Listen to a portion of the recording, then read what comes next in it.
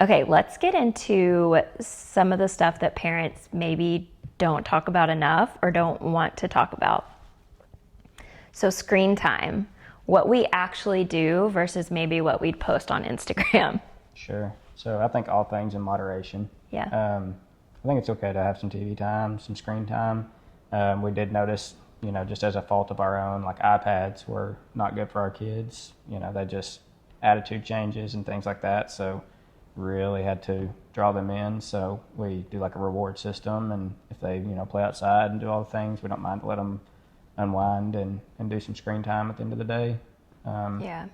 I think it kind of goes to that saying if it takes a, whole community to raise a kid, because it helps to have rules of like ours is no screen time during the week. It's all school and sports and playing and just no time really for screens. It helps to have friends and family that also have that rule. So when your kids go to hang out with them, if they're doing those things, like obviously your kids are going to want to too. So it helps to have, that community. Yeah, for sure. Like we have neighbors that are similar to our kids' age. And so we're always encouraging them, like, go outside and play with the neighbors. Mm-hmm. And it's nice because they have the same rule, no screen time during the week. Yeah. So that helps because one, we know our kids won't even ask. Yeah, for sure. Yeah. And they'll go outside and they'll play.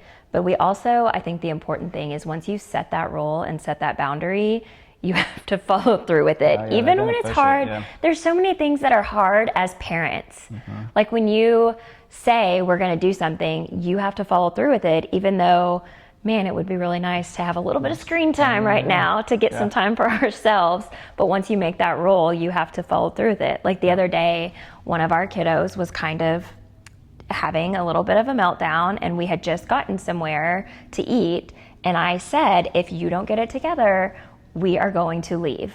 And Blake immediately turned to me and you were like, whoa, don't punish me in this. Yeah, don't make promises you're not going to keep. Which is true, because we do have to be very conscious of what we say to our kids, because we have to be able to follow through with it. Sure. And that's one of the hardest things about being a parent. But it's also made me really come up with good consequences for my children, that we can actually follow through with it, but it's still going to get the desired effect. And then they know to expect that.